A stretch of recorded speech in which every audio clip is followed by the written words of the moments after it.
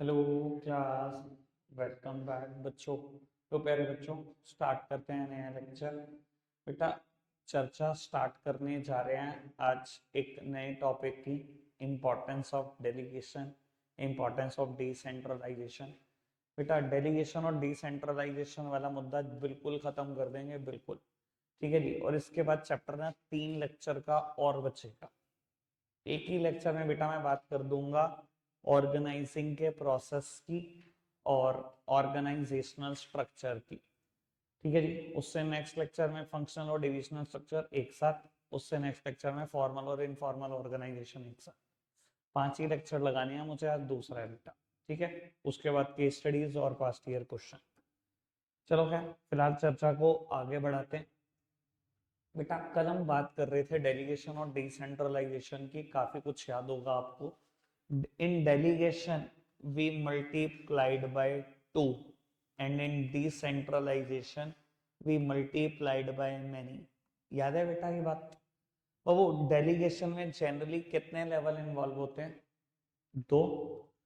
In decentralisation we multiplied by many. Many का मतलब ही यही है बेटा कि बहुत बहुत सारे लेवल इन्वॉल्व होते हैं, बहुत सारे लेवल इन्वॉल्व होते हैं। ठीक है जी। एक लेवल से दूसरे लेवल, दूसरे लेवल से तीसरा लेवल, तीसरे लेवल से चौथा लेवल, पावर बढ़ती चली जाती है। Dispersal of authority till the lowest level in the hierarchy.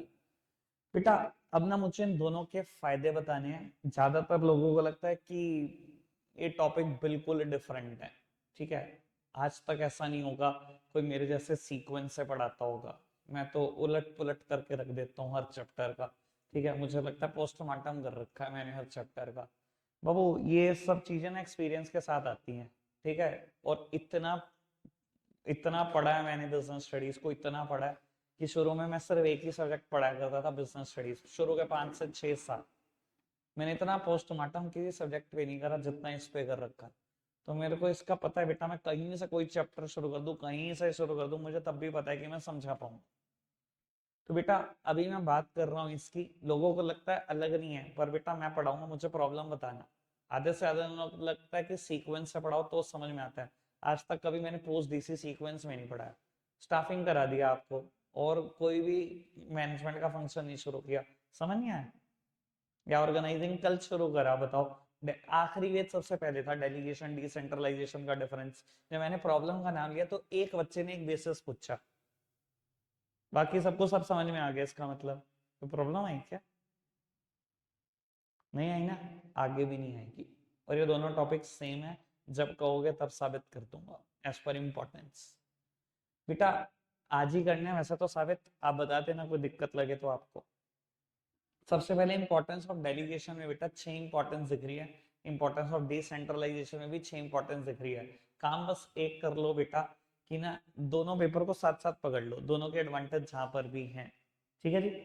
बेटा, सबसे पहली एडवांटेज डेलीगेशन में लिखी हुई है इफेक्टिव मैनेजमेंट। उधर लिखी हुई है बेटा शायद 4th नंबर पे relief to top management. Relief to top management के ना सामने लिख देना बस 1। आपको पता रहे जो डेलीगेशन की पहली हेडिंग है वही चिपकानी नहीं है। ठीक है जी। बेटा, ऐसे ही सेकंड हेडिंग यहाँ पर लिखी गई है एम्प्लॉय डेवलपमेंट। वहां पर देख लो कहाँ लिखा गया heading, develop initiative among subordinates. Second, second होगी। Develop managerial talent for future, sorry, develop managerial talent for future. Second. बेटा, मोटिवेशन ऑफ एम्प्लॉय उधर थर्ड, इधर फर्स्ट होगी शायद, है ना। इधर लिखा होगा डेवलप इनिशिएटिव अमंग सबऑर्डिनेट्स, तो बेटा उसके सामने थर्ड। उधर 4th नंबर पे फैसिलिटेट्स ग्रोथ, इधर शायद फैसिलिटेट ऑर्गेनाइजेशनल ग्रोथ होगा कहीं, या ग्रोथ होगा 5th नंबर पे है। ठीक है जी। उधर बेटा 5th हेडिंग है बेसिस ऑफ मैनेजमेंट हायरार्की, इधर ऐसा कुछ नहीं है। और इधर 6th हेडिंग है बेटर कोऑर्डिनेशन, उधर कहीं होगा बेटर कंट्रोल। ठीक है जी। 5 हेडिंग दोनों जगह पे जो है वो बिल्कुल सिमिलर है, दोनों जगह पे एक एक हेडिंग अलग है, यानी कि टोटल मुझे 7 हेडिंग का डिस्कशन करना है। ठीक है जी। मैं साथ साथ साबित करता जाऊंगा कि वहां हेडिंग जो लिखी है और जो यहाँ लिखी है दोनों में कोई अंतर नहीं है, आराम से अब समझना। इधर देखना जी। बेटा आपको याद है डेलीगेशन की शुरुआत कल मैंने कैसे की थी? सबसे पहले मैंने सेंट्रलाइजेशन का मतलब बताया, जो बच्चे प्रेजेंट थे उनको अच्छे से पता होगा या जिन्होंने वीडियो देखी है। तब सबसे पहले मैंने सेंट्रलाइजेशन का मतलब बताया और मैंने बताया कि किसी टाइम पर हर ऑर्गेनाइजेशन सेंट्रलाइज होती है। शुरू में सारे डिसीजन लेने वाला कोई एक आदमी होता है या कुछ ही लोग होते हैं। उसके बाद बेटा वो एक टाइम के बाद ओवरबर्डन्ड फील करते हैं, और बेटा जब वो बहुत ओवरबर्डन्ड फील करते हैं तब उनको जरूरत महसूस होती है कि यार अब तो काम को बांट देना चाहिए। याद है बेस यही था बेटा। मैंने आपको ये भी बताया था कि इस टाइम पर मैं भी ऐसा ही था। मैंने सेम सिचुएशन फेस कर रखी है 2016-17 में, बिल्कुल सेम सिचुएशन। उस टाइम पर बेटा मैंने उस साल पहली बार अकाउंट्स पढ़ाई थी। मैं सिर्फ बिजनेस स्टडीज पढ़ाता था 11th-12th को। अकाउंट्स का बर्डन मैंने और सर ले लिया। 3 सब्जेक्ट हो गए मेरे पास पढ़ाने वाले। ठीक है, जीएसटी आने वाला था 2017 में, 1 जुलाई से लगने वाला था। मुझे अच्छे से याद है कि एक दिन में 18 घंटे में काम कर रहा था। एक दिन में 18 घंटे, ऐसा लग रहा था भाई साहब कि क्या ही हो गया। 4-5 बजे उठ रहा था रोज। ठीक है जी, पहले पढ़ता था कि क्या करूंगा आज, सब कुछ सेटअप सुटअप करा, सीधा ऑफिस पहुंच गए जी। ऑफिस खोला जी, नए क्लाइंट से मीटिंग चल रही है जो जीएसटी में आ रहे हैं, इनकम टैक्स के क्लाइंट अपना कंसल्टेंसी मांगने आ रहे हैं। ठीक है जी, मीटिंग्स मेरी 7 में अलग चल रही हैं, जो मैं बहुत सारे ग्रुप्स की वजह से मीटिंग ले रहा था, नए नए व्यापारियों को जीएसटी सिखा रहा था, वो दिन में अलग चल रही है। सुबह शाम यही कहानी चल रही है। किसी भी टाइम कहीं पर भी मीटिंग के लिए बुला लिया जाता है, वहां पहुंच जाता हूँ, क्लाइंट्स के साथ मीटिंग कर रहा हूँ, टेस्ट पेपर चेक कर रहा हूँ, ट्यूशन का भी बर्डन। जब मुझे लगा कि यार ऐसे काम नहीं चल पाएगा, ऐसे तो भैया मैं कुछ ही महीनों में बैठ जाऊंगा, तो मैंने कहा भैया अब तो काम बांटना पड़ेगा। और बेटा ये मेरी बात नहीं है, ये हर ऑर्गेनाइजेशन की बात है। जब आप काम बांटते हो ना, अपने पास रिटेन कर लेते हो important issues, significant areas, core issues, जितने इंपॉर्टेंट मुद्दे हैं, स्ट्रेटेजिक प्लान्स हैं, वो सब रख लो अपने पास। जितनी रूटीन जॉब्स आपको लगती हैं कि कोई और कर सकता है, उसको फर्दर डेलीगेट कर दो बेटा। वो मैंने भी यही किया। उस टाइम तक इनकम टैक्स रिटर्न सारी मैं भरता था, जीएसटी रिटर्न भी मैंने अपने ऊपर ले ली थी। ठीक है जी, और जो बाकी के अड़ंगे थे वो तो थे ही मेरे जम में। तो सबसे पहला काम मैंने क्या किया बेटा, जीएसटी के आने के कुछ टाइम के बाद इनकम टैक्स रिटर्न में अपने स्टाफ को एक्सपर्ट किया और कह दिया तुम्हारा ये, जब तक फंसो ना तब तक मेरे पास ना आना। जीएसटी रिटर्न भी उनको दी, सब तुम्हारा ही है, जब तक फंसो नहीं मेरे पास नहीं आना। मैंने अपने पास क्या रखा, पढ़ाने वाला मुद्दा, जो मुझे पता कि कोई और नहीं कर सकता मेरे बिहाफ पर। साथ ही साथ ऑफिस का क्या मुद्दा रखा, जीएसटी के केसेस, इनकम टैक्स के cases, GST audit, income tax audit, that's it, 4 चीजें। मुझे पता है बेटा साल भर में मेरे 10 क्लाइंट के भी केस नहीं लगते। अगर बेटा 2-3 क्लाइंट के केस लग गए टोटल साल भर में, 10 हियरिंग है, तो 10 हियरिंग पे ही तो जाना है बस। ठीक है जी, ऑडिट का महीना क्या, सितंबर का महीना, बस एक ही तो महीना बिजी हूँ मैं। ठीक है जी, बाकी सब रूटीन बर्डन से फ्री। ठीक है जी बेटा, नॉर्मली एक ऑर्गेनाइजेशन में 12 घंटे की रूटीन एक्टिविटीज है। किसी भी ऑर्गेनाइजेशन को आप ढंग से खंगाल लोगे। और बेटा कोर इश्यूज तो 3-4 घंटे 5 घंटे के ही हैं। ठीक है जी, अगर 3-4-5 घंटे दे दिया बस खत्म हो जाएंगे। कोर इश्यूज तो इससे ज्यादा होते ही नहीं किसी भी ऑर्गेनाइजेशन में। तो बेटा जैसे ही मैंने अपने आप को फ्री किया from the burden of routine task, अब आप ये देखो, जब मैं सिर्फ कोर इश्यूज को हैंडल करूंगा तो कितने अच्छे से हैंडल करूंगा। एक आदमी जो 18 घंटे का प्रेशर झेल रहा हो और बाद में बेटा वो प्रेशर सिर्फ 5 घंटे का रह जाए, तो कैसा फील करेगा? तो बहुत लाइट फील करेगा, उसे लगेगा अच्छा इसमें तो और रिजल्ट आने चाहिए, एक और इश्यूज में तो और अच्छे रिजल्ट आने चाहिए, ये क्यों नहीं आ रहे? अच्छा अब मैं बताता हूँ। तो बेटा आपको नहीं लगता कहीं ना कहीं मैनेजमेंट बड़ा इफेक्टिव होने लगेगा? कहीं ना कहीं वो कोर इश्यूज बड़े अच्छे से हैंडल होने लगेंगे और उसके रिजल्ट आने लगेंगे अच्छे से। समझ आती है बात कि डेलीगेशन की वजह से क्या हुआ? ऐसे मैं भी थोड़ी देर के बाद बात करूंगा। अच्छा, एक आदमी को 18 घंटे काम करने की आदत पड़ जाए, 5 घंटे काम करके उसका क्या आदत होती होगी? तो भैया बस इतना सा काम, सर खाली तो बैठ ही नहीं सकता आदमी। तो कहीं ना कहीं बेटा वो न्यू अपॉर्चुनिटीज को भी तलाशने की कोशिश करता है, नई अपॉर्चुनिटीज भी ढूंढने की कोशिश करता है। करूंगा मैं भी इसकी बात, ये बात मैंने अधूरी छोड़ दी इतनी सी बात बोलकर। ठीक है जी बेटा, यही 4th नंबर पर हेडिंग है डिसेंट्रलाइजेशन में, रिलीफ टू टॉप मैनेजमेंट। सामने देखो, बस मैंने बोल दिया हेडिंग का नाम, रिलीफ टू टॉप मैनेजमेंट। अच्छा एक बात बताओ, अगर आपने 12 घंटे की जॉब किसी और को दी है, 6 घंटे में अच्छा ध्यान रखोगे मैनेजमेंट अच्छा होगा, ये बात समझ में आती है। आपको नहीं लगता बेटा जो 12 घंटे के काम आपने बांटे हैं उस बर्डन से आप फ्री हो गए हो? Relief to the top management, relief मिलेगा कि नहीं मिलेगा? कुछ अलग अलग बातें हैं ये। अगर मैंने बोला कि काम बटेगा 12 घंटे का, यहाँ पर भी सेम बात है, 12 घंटे का काम बोलेगा। इसने बस उस चीज को बोल दिया कि मैनेजमेंट अच्छा हो जाएगा, इसने उस चीज को बोल दिया कि टॉप लेवल का बर्डन कम हो जाएगा।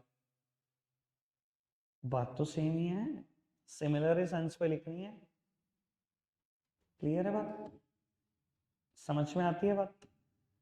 1 मिनट लो, यही हूँ स्क्रीन पर पढ़ना जरा हेडिंग है, इफेक्टिव मैनेजमेंट। उधर भी पढ़ देना, रिलीफ टू टॉप मैनेजमेंट।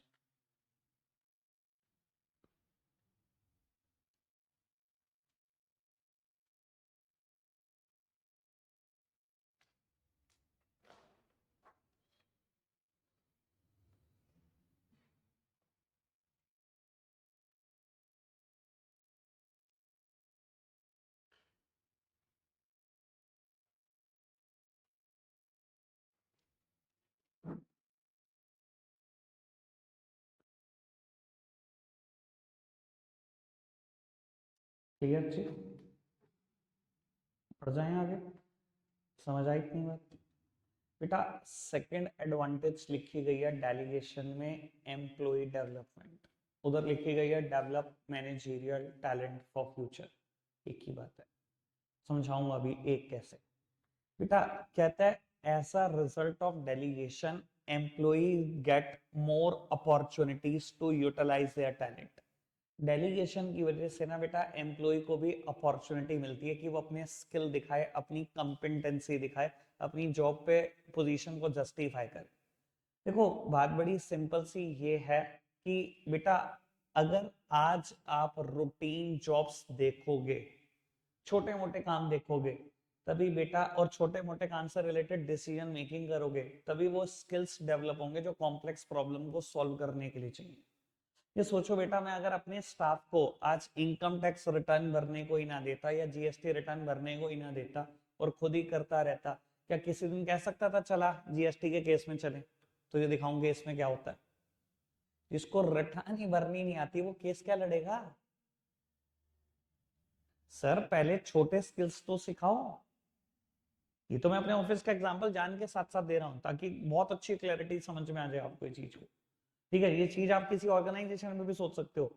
भैया अगर छोटे मोटे स्किल्स ही डेवलप नहीं होंगे तो कॉम्प्लेक्स प्रॉब्लम कैसे सॉल्व हो जाएंगी? सीधा जिसको इनकम टैक्स रिटर्न भरनी आती है वही तो ऑडिट कर सकता है, वही तो केस लड़ सकता है। जिसको जीएसटी रिटर्न भरनी आती है वही तो ऑडिट करेगा, वही तो केस लड़ेगा।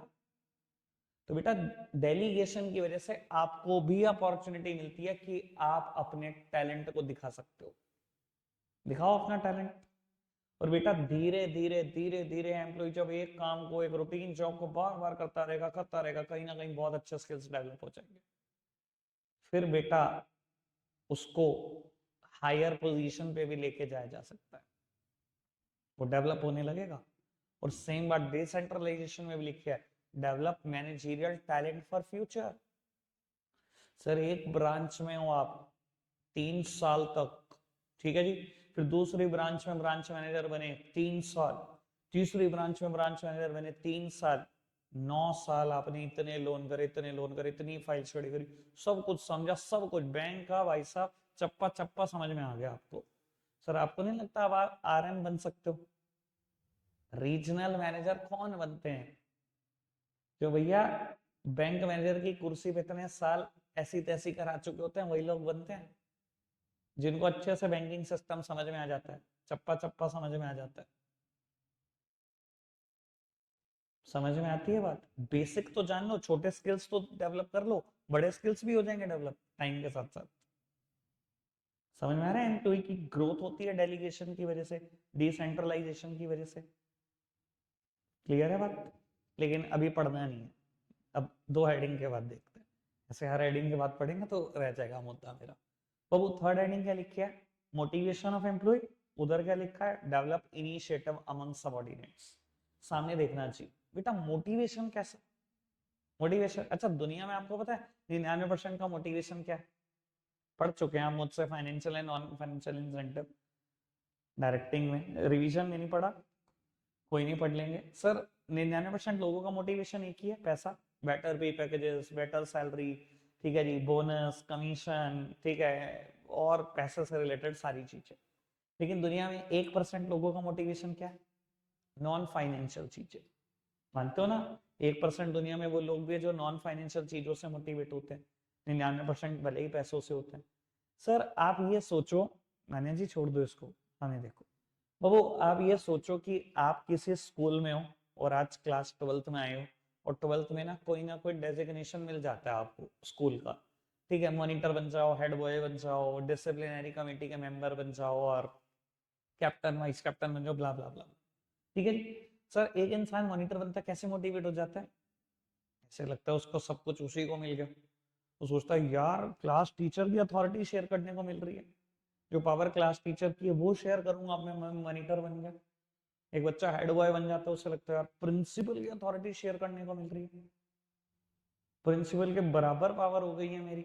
वो बात अलग है कि होना वाना कुछ नहीं, करा तो एक एडमिशन नहीं सकते तुम, और दूसरे का छोड़ो अपना बच्चा आगे नहीं दिखा सकते तुम, ठीक है जी, हेड बॉय बन के भी, लेकिन फिर भी मोटिवेशन हो जाता है। मैं कहता हूँ ये तो बड़े छोटे सा लेवल की बात है, अब मैं बड़े लेवल की बात दिखाता हूँ, क्यों ना होगा मोटिवेशन। बेटा पावर इसकी है रूटीन जॉब्स को देखने की, इसने 7-8 रूटीन जॉब एक आदमी को दे दी। अब इसका मोटिवेट होना ना बेटा बिल्कुल जायज है, क्योंकि इसको लगता है मिडिल लेवल पे यार 20 लोग और काम करते थे, मुझे चूज करके पावर दी गई, मुझे चूज करके बताया गया ये 7 काम तेरे हैं, रिस्पॉन्सिबिलिटी दी गई अगर काम दिया गया, और आपको पता सिर्फ रिस्पॉन्सिबिलिटी तो मिली नहीं होगी, there should be a balance between authority and responsibility. जिम्मेदारी तो दी गई, साथ में दे दिया कि 10 लाख रुपए खर्चने की पावर। अब यार जिस आदमी की सैलरी 10 लाख रुपए पूरे साल की, उसको 10 लाख रुपए खर्चने की पावर मिल जाए हर महीने, कैसा लगेगा उसको? उसे क्या लगेगा कि यार मैं टॉप लेवल की अथॉरिटी शेयर कर रहा हूं, जो अथॉरिटी टॉप लेवल के पास है, टॉप लेवल की रिस्पॉन्सिबिलिटी शेयर कर रहा हूं। बेटा इसका मोटिवेट होना इसीलिए जायज है, क्योंकि जिसकी सैलरी 10 लाख रुपए, वो 10 लाख रुपए महीना खर्च रहा है, साथ ही साथ उसके अंदर फीलिंग ऑफ ट्रस्ट आ जाएगा, फीलिंग ऑफ लॉयलिटी आ जाएगी ऑर्गेनाइजेशन के टुवर्ड्स, ये ज्यादा लॉयल हो जाएगा बेटा। जिस दिन इसको टॉप लेवल का काम मिलेगा ना करने को, ये और लॉयल हो जाएगा, इसे लगेगा यार मेरी ऑर्गेनाइजेशन मेरे लिए सोचती है, 20 लोगों में से मुझे छाट के काम दिया, मेरा ध्यान रखते हैं ये। तो बेटा ये और लॉयल हो जाएगा ऑर्गेनाइजेशन के लिए, और कोऑपरेटिव हो जाएगा, और ट्रस्ट हो जाएगा इसको ऑर्गेनाइजेशन के ऊपर, ये सब फीलिंग इसके अंदर डेवलप हो जाएंगी। ये है एम्प्लॉय मोटिवेशन। क्लियर है बात? समझ में आती है? अब एक बार पढ़ना है ये दोनों हेडिंग।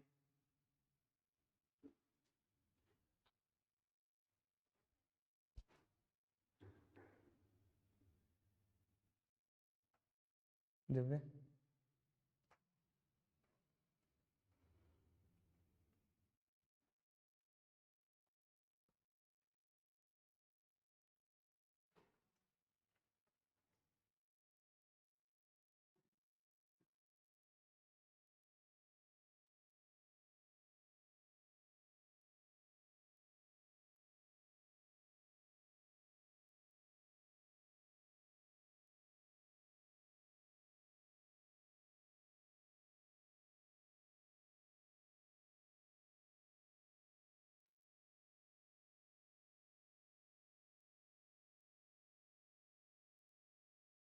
चलो चलो, बढ़िया है। बेटा 4th नंबर पर हेडिंग लिखी गई है फैसिलिटेट्स ग्रोथ। मैं इस हेडिंग को दो सेंस में पढ़ाऊंगा अलग अलग, एक मेरा अपना और एक बेटा जो नोट्स में मैंने लिखी है वो। पहले नोट्स वाली बात करते हैं। बेटा ये कहता है कि ग्रोथ क्यों होती है, क्योंकि जो आप डेलीगेशन करते हो वो सिस्टमैटिक करते हो। देखो जब इस टॉप लेवल ने अपना काम बांटा ना बेटा, तो ऐसा नहीं है सबको दे दिया, 20 लोग हैं मिडिल लेवल पे, 20 अलग अलग मैनेजर हैं। बेटा जब आपने काम बांटा तो सामने वाले का ना क्वालिफिकेशन भी आपके दिमाग में, सामने वाले का एक्सपीरियंस भी आपके दिमाग में, कौन इस काम को कर सकता है ये सब भी आपके दिमाग में सोच चल रही है। तो आपने बेटा जो वर्क बांटा वो कुछ और नहीं, सिस्टमैटिक डिवीजन ऑफ वर्क किया। बंदा छाट के काम दिया कि ये कर सकता है इस काम को, बाकी उसे शायद ना हो, तो जो आप कर रहे हो बेटा वो सिस्टमैटिक डिवीजन ऑफ वर्क कर रहे हो, और अगर फ्योल का प्रिंसिपल याद है, systematic division of work leads to the specialization and specialization leads to the organizational growth. समझ में आती है बात? ये लिखा है नोट्स में, ठीक है। अब मैं अपनी बात बता देता हूँ बेटा। मुझे एम्प्लॉय की ग्रोथ की वजह, सॉरी ऑर्गेनाइजेशन की ग्रोथ की वजह जो लगती है वो शुरू की दो हेडिंग है। शुरू की दो हेडिंग क्या थी? इफेक्टिव मैनेजमेंट और एम्प्लॉय डेवलपमेंट। आपको लगेगा इसकी वजह से कैसे ग्रोथ हो सकती है? हो सकती है। पहले मैं इफेक्टिव मैनेजमेंट वाली बात पे आता हूँ। मैंने याद है अभी कहा था, मैं बीच में बात रोक रहा हूँ, थोड़ी देर बाद करूंगा। जब बेटा एक बंदा जो 18 घंटे दिन में काम करता हो, 5 घंटे का ही काम रह जाएगा उसके पास, खाली कोई नहीं बैठ सकता। उसका दिमाग क्या खुरापाती दिमाग हो चुका, उसे लगेगा यार काम नहीं मिल रहा कुछ अच्छा, कुछ ना कुछ और अच्छा करने की कोशिश करता हूँ, अच्छा करता हूँ। वो कहीं ना कहीं बेटा नई अपॉर्चुनिटीज को तलाशेगा। और बेटा नई अपॉर्चुनिटीज तलाशने से ऑर्गेनाइजेशन की ग्रोथ नहीं होती। मैं अपना बता देता हूँ, मैंने अपने अपना ही एग्जांपल दिया था लास्ट टाइम भी आपको इस चीज का। और वो जब मैं भी बहुत खाली हो गया ना, मुझे लगा यार 3 घंटे ट्यूशन पढ़ा रहा हूँ यार, 2-3 घंटे के केस कूस आ रहे हैं, बस क्या करूँ भाई क्या करूँ, रिटर्न ये भर रहा, अच्छा थी मैं ऑफिस में खाली, क्या करूँ क्या करूँ, दिमाग चल रहा है भैया। एक तो मैंने ट्यूशंस बढ़ाई, साथ ही साथ बेटा मैंने 2 ऑफिस और बढ़ा दिए। मैंने बताया भी था आपको, मैंने एक रुड़की ऑफिस खरीदा और एक वेट ऑफिस खरीदा, ठीक है जी। मैंने ऑर्गेनाइजेशन जो एक ऑफिस में चलती थी बेटा वो 3 ऑफिस में बदल गई। और मेरे ग्रोथ होने का एक और कारण भी है। मैंने बोला शुरू की 2 हेडिंग है, पहले तो समझ में आ गया होगा इफेक्टिव मैनेजमेंट कैसे। दूसरा employ development.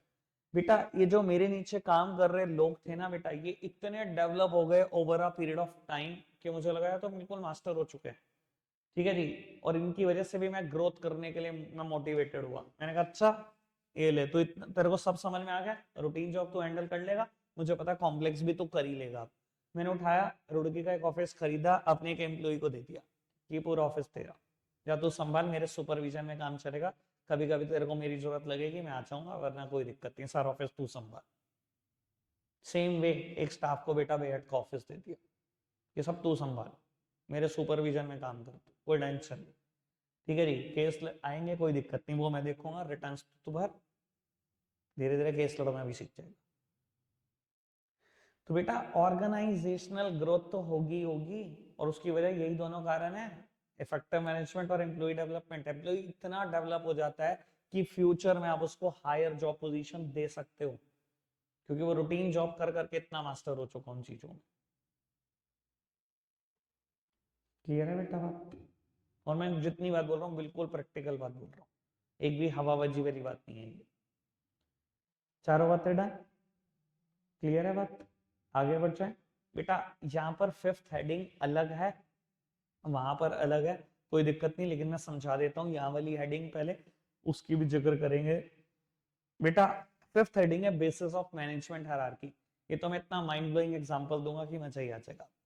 Basis of management hierarchy कहता है अपने आप एक हायरार्की क्रिएट हो जाएगी। हायरार्की मतलब चेन।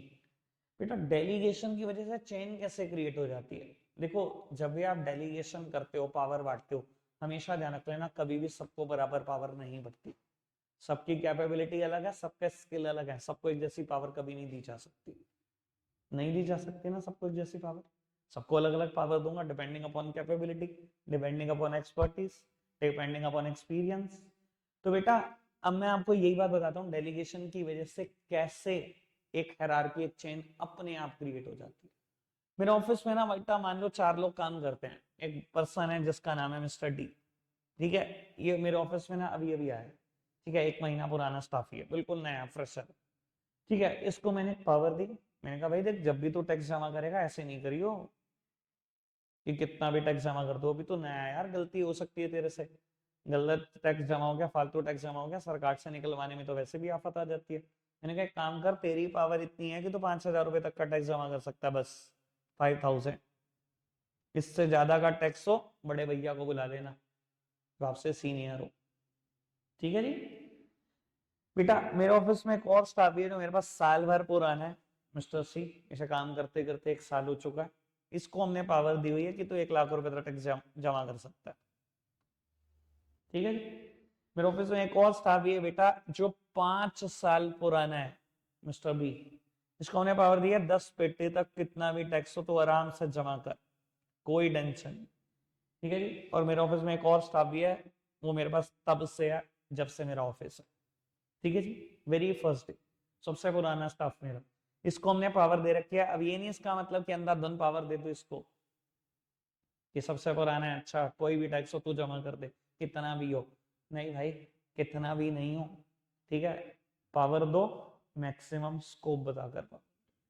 तो हमने इसको पावर दे रखी है कि 25 लाख तक टैक्स तू जमा कर सकता है, उससे ज्यादा कभी भी कोई टैक्स होगा तो डायरेक्टली मुझे रिपोर्ट करेगा, वो मैं देखूंगा, ठीक है जी। मैंने सबको पावर दी, उनके उनके एक्सपीरियंस के हिसाब से, उनके क्वालिफिकेशन के हिसाब से सब कुछ पावर बांटी, ठीक है जी। कभी सबको बराबर नहीं मिली, ये भी पता लग रहा है आपको। और बेटा अगर सबको बराबर नहीं मिली तो extent of authority will determine who will report to whom. Power बटी और सबको बराबर नहीं बटी, किसी को मिलेगी कम, किसी को मिलेगी ज्यादा। और बेटा जब किसी को कम या किसी को ज्यादा मिलेगी, it automatically created a chain, और वो चेन खुद बता देगी कौन किसको रिपोर्ट करेगा, अपने आप हायरार्की बन जाएगी। बेटा यहाँ पर क्लियरली पता लग रहा है कि डी को रिपोर्ट करना पड़ेगा, 5,000 से ज्यादा टैक्स आते ही इसको, 1 लाख से ज्यादा टैक्स आती है इसको, इससे वो रिपोर्ट करना पड़ेगा। 10 लाख से ज्यादा आती है इसको रिपोर्ट करना पड़ेगा, और 25 लाख से ज्यादा आते ही इसको भी मुझे रिपोर्ट करना पड़ेगा। Automatically created a chain, automatically hierarchy बन गई, किसी ने कुछ किया ही नहीं। समझ में आ रहा है डेलीगेशन की वजह से कैसे ऑटोमेटिकली एक चेन क्रिएट हो जाती है, एक हायरार्की बन जाती है। कोई दिक्कत, कोई परेशानी। बढ़ जाए आगे, लास्ट हेडिंग की तरफ चले। बेटा डेलीगेशन में लास्ट हेडिंग लिखी गई है बेटर कोऑर्डिनेशन, ठीक है जी। उधर ये बात बेटर कंट्रोल के नाम से। देखो बेटा आपका ना कोऑर्डिनेशन में काम करना ना थोड़ा जायज है, या कंट्रोल में रहना ना थोड़ा सा जायज है। क्यों? कल भी हमें बात कर रहा था बेटा, अगर टॉप लेवल मिडिल लेवल को काम बांट देता है डेलीगेशन में, क्या बेटा पूछा नहीं जाता दोबारा कि काम किया कि नहीं किया? क्या आपकी जवाबदेही है इस काम को करने की, इस रिस्पॉन्सिबिलिटी को पूरी करने की? ये जो 7-8 रूटीन वर्क आपको दिए गए हैं, गलती से आप काम ना करो तो you are held accountable for the final result. Delegation का थर्ड एलिमेंट, क्या आपकी आंसरेबिलिटी है, क्या आपको अकाउंटेबल ठहराया जाएगा फॉर द फाइनल रिजल्ट। और गलती से अगर वो काम पूरा ना हुआ तो ये भी हो सकता है बेटा, you will be fired, you will be demoted, you will be transferred to another department, कुछ भी हो सकता है ना एक्शन। तो चाहे क्या, तो बेटा इस डर की वजह से हम कोऑर्डिनेशन में रहकर काम करते हैं, हम कंट्रोल में रहकर काम करते हैं। सर इसकी एक बात भी थी, more control by the superior that means less freedom is given to the subordinate. भैया सुपीरियर कंट्रोल करेगा ही करेगा, आपको छोड़ नहीं देगा, ठीक है ना जी। और बेटा इधर एक हेडिंग यूनिक थी, वो हेडिंग है क्विक डिसीजन मेकिंग। बेटा कि यहाँ डिसीजन मेकिंग थोड़ी सी क्विक है, थोड़ी सी प्रॉम्प्ट है। ऐसा क्यों कि डिसीजन मेकिंग क्विक है? बेटा बात बड़ी सिंपल सी है, आप ब्रांच मैनेजर हो, ठीक है जी। आपके ऊपर बैठा हुआ मैनेजर एक रीजनल मैनेजर है, इसके ऊपर बैठा हुआ मैनेजर एरिया मैनेजर है, फिर जोनल मैनेजर है, फिर कहीं जीएम है, ठीक है जी। और पावर बढ़ते बढ़ते आप तक आई है कि लोन की पावर आपकी है 50 लाख तक। ब्रांच मैनेजर 50 लाख तक का कोई भी लोन हो आप खुद कर सकते हो, किसी को कुछ नहीं बताना, कुछ नहीं पूछना, ठीक है जी। अब बेटा आप मान लो किसी पर्टिकुलर ब्रांच, लेट्स सपोज की स्टेट बैंक ऑफ इंडिया, वही कल वाला एग्जांपल, मोरगंज ब्रांच में बैठे हुए, ठीक है जी। और उसके ब्रांच मैनेजर, आपके पास एक फाइल है, स्टडी कर रहे हो सिंस लास्ट 10 डेज, ठीक है जी। जितने प्रूफ मांगते हो बंदा ला कर दे देता है। आपने कहा जी ये नहीं है डॉक्यूमेंट शॉर्ट है, अच्छा उसने कहा लो सर ये भी पूरा हो गया, ये शॉर्ट है वो भी ला के दे दिया, ठीक है जी। अभी भी आप स्टिल आप कंफ्यूज हो 10 दिन के बाद भी कि मैं लोन करूँ कि नहीं करूँ। जितने एडिशनल डॉक्यूमेंट मांगे सब कुछ उसने ला कर दिया। आपने कॉल लगाई आरएम को, सर बताओ जरा क्या करूं मैं, एक फाइल ऐसे ऐसे करके आई है, जितने डॉक्यूमेंट मांगता हूँ ले आता है कभी कभी, लेकिन मुझे डाउट भी होता है, मुझे समझ नहीं आ रहा लोन करूँ कि नहीं करूँ। पता है आरएम का क्या जवाब होगा? Sir you are close to the operation, take decision. आप कहोगे ऐसा क्यों, क्यों नहीं गाइड कर सकता वो उसको? बेटा जैसे आपकी ब्रांच है ना, एक आरएम के नीचे 200 ब्रांचेस आती हैं, अगर सबका एक एक केस ही बस वो देख लेना, अपने तो करता ही है लोन में 50 लाख से ऊपर के, 50 लाख से ऊपर के 2-3 करोड़ तक, अगर आपके भी केस देख ले ना 200 ब्रांचेस के, एक केस भी देख ले तो बस हो गया उसका तो बेड़ा पार। समझ सकते हो ना क्या इशू आ जाएगा भैया। एक फाइल पे वो बोलेगा आपने 10 दिन खर्च करे हैं, आप मुझे दोगे, मैं 5-7 दिन पढ़ूंगा, मेरा भी दिमाग खराब हो जाएगा, मेरे अपने ही काम पेंडिंग अटक जाएंगे। इसलिए you are close to the operation, take decision. Branch manager को लगता है जब डिसीजन मैंने ही लेना है, जब मुझे पीछे से ऊपर से कोई सपोर्ट ही नहीं है, तो वाई नॉट कि मैं डिसीजन फिर टाइम से ही ले लूं। इसी वजह से बेटा डिसेंट्रलाइजेशन में डिसीजन मेकिंग बहुत क्विक होती है, जल्दी हो जाता है डिसीजन मेकिंग, क्योंकि less control by the superior, more freedom is given to the subordinates. Clear है बात? ठीक है, सब पढ़ लो, कोई परेशानी आए पूछ लेना। रखते हैं आज के लिए इतना ही है प्यारे बच्चों, बाय बाय।